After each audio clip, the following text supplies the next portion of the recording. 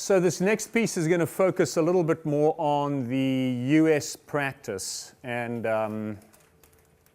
my role in Stantec at the moment is I'm a practice leader for the United States, which means that I have responsibility over the architectural offices in the United States, primarily on the East Coast, and we have 3 on the West Coast, in terms of setting the practice agenda. And we'll talk a little bit about that as we go through this.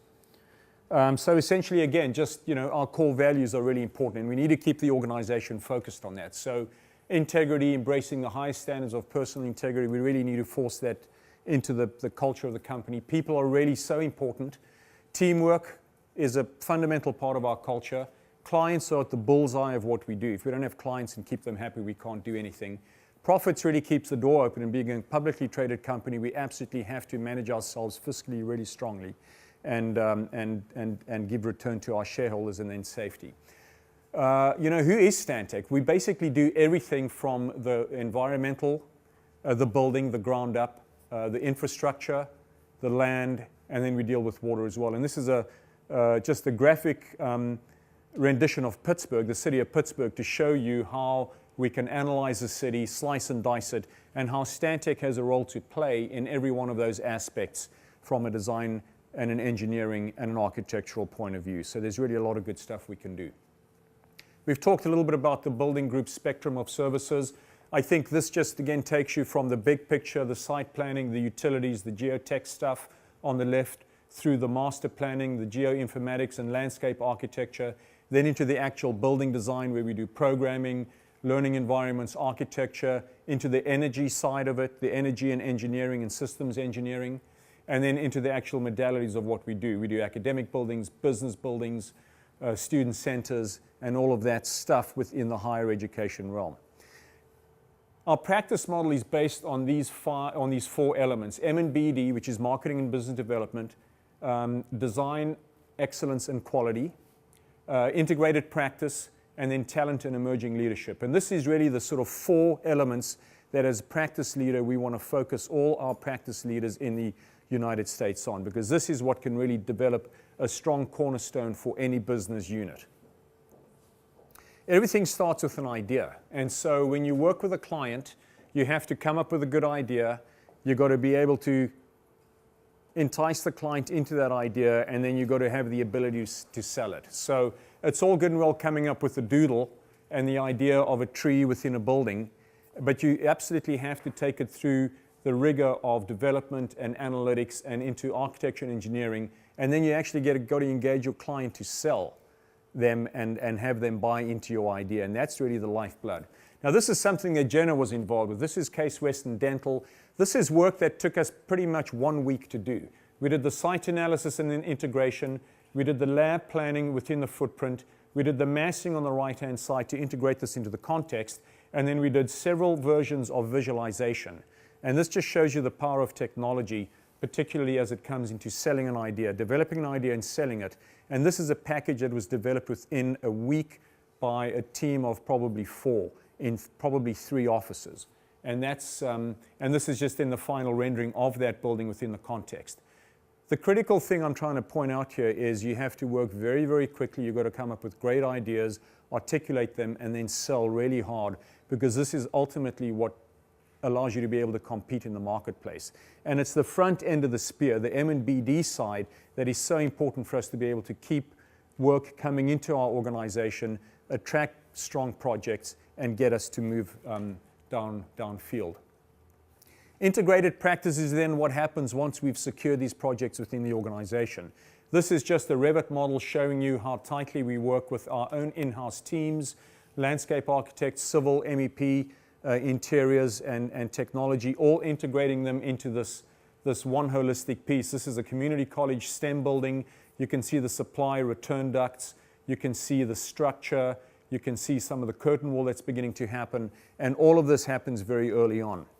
Energy modeling is one of the key generators for building form right now. So at the inception of the massing, the first thing we do is we develop our energy models. The energy models come back. We make architectural adjustments to the skin, to the fenestration, to the massing sometimes, and then we feed it right back into some of these visuals. On the right-hand side, you can see how the the graph that runs through the building shows you the energy that is being consumed at a sectional level through the building.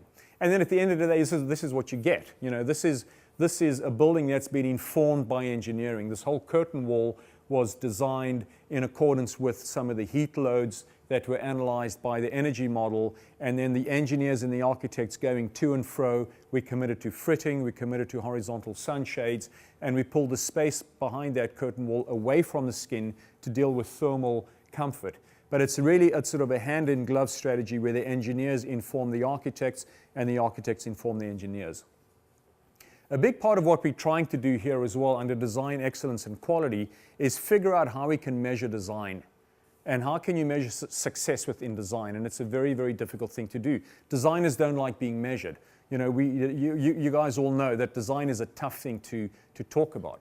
But it's really important to have some level of metrics behind what constitutes good design. And we've had this dialogue in the practice now for a couple of years. One of the key things we try and do is peer reviews. We try and pin up our work independently. We have people sit around. You can see in this visual a series of projects at the back of the room where we had outside peers come in. We had folks from Boland Sawinski Jackson, Ewing Cole, Rob Fleming from Philadelphia University come in and look at our portfolio and say, we tell them what we're trying to do and they shoot holes in it.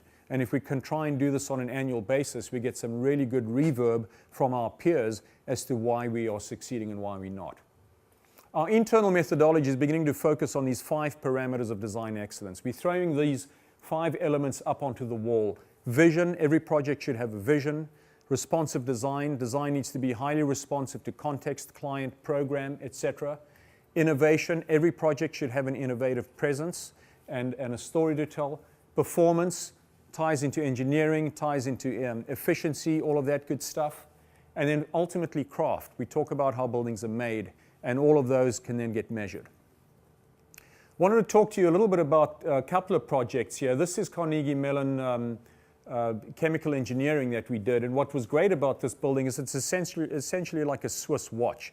It's the addition of an asset to an existing building which is very quirky, had life safety issues, and so not only did we add program, but we were able to deal with some improvements to the life safety, sprinklering and egress strategies on this.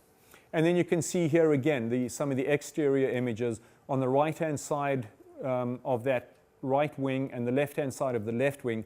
Those are 2 distinct additions we did to this building. So the idea of not always doing a ground-up building new, but having to sort of have a mutant building grow off an existing structure is a big part of what I think we're going to see more of in the future. And adaptive reuse is a really strong sustainability strategy.